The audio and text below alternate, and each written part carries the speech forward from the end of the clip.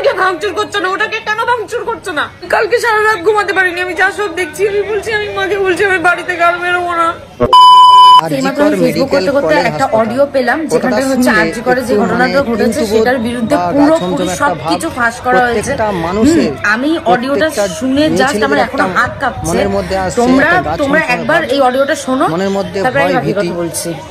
সোমা বলছি, সোমা মুখার্জি, এত কষ্ট হচ্ছে ভিতরে যে হসপিটালে বসে থাকতে পারছে না। আমাদের সব ডাক্তাররা সবাই খুব ডিস্টার্ব।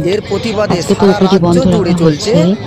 তোরা জানিস সমস্ত ঘটনা শুনলাম যা জাপানের সত্যিকারের ঘটনা, যেটা আরজিকরের ভিতরের যে ডাক্তার তারা তাদের বন্ধু বান্ধব মারফত এটা ছড়িয়ে মানে এসছে আমাদের কাছে।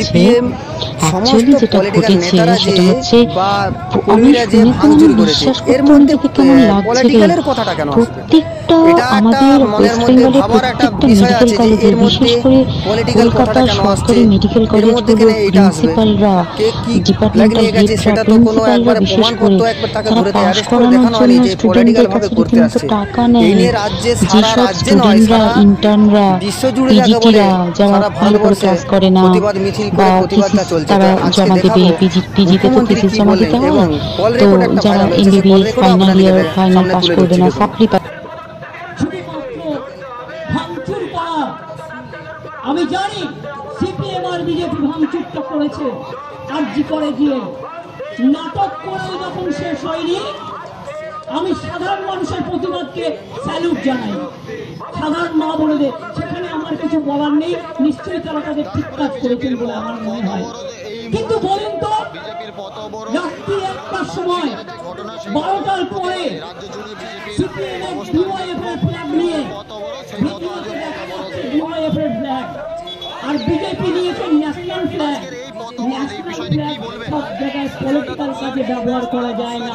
ন্যাশনাল ফ্ল্যাগের কোড আছে, ন্যাশনাল ফ্ল্যাগকে মিসইউজ করলে পানিশমেন্ট দেওয়া উচিত। এটা একটা ক্রিমিনাল অফেন্স। জাতীয় পতাকা নিয়ে কাউকে গুন্ডাগিরি করতে দেওয়া হয় না। জাতীয় পতাকাকে সেলুট জানাতে হয়, সম্মান জানাতে হয়। মনে রাখবেন, মণিপুরে বিজেপি পাঠিয়েছিলেন, সিপিএম কতদিন পাঠিয়েছিলেন, হাতকাশে কজনকে পাঠিয়েছিলেন, উন্নয়নে কাকে পাঠিয়েছিলেন, দুর্নীতি যখন ইলেকশন নামে গাদা গাদা লক্ষণ হয়ে গেল কতদিন পাঠিয়েছিলেন। আজকে বাংলায় একটা ইঁদুর কামড়ালেও আপনাকে 55টা 154টা টিম পাঠাতে হয়। আমাকে আপনারা যা ইচ্ছে বলুন, আমার গায়ে চলে না। আমি মার খেতে একটা জীবন্ত নাশাল হয়ে গেছি। আমি যতদিন মানব মানুষের কাজ করব। আমাকে চমকানি দেখাবেন না সিপিএম বিজেপি, আমাকে ধমকানি দেখাবেন না সিপিএম বিজেপি। আমরা নির্বাচন না করে নিজে নিজে জিতে আসেনি, আমাদের নির্বাচন পরিচালনা করেছেন election commission and government of India. একটাও রাজ্য পুলিশ ছিল না, টোটালটাই সেন্ট্রাল পুলিশ।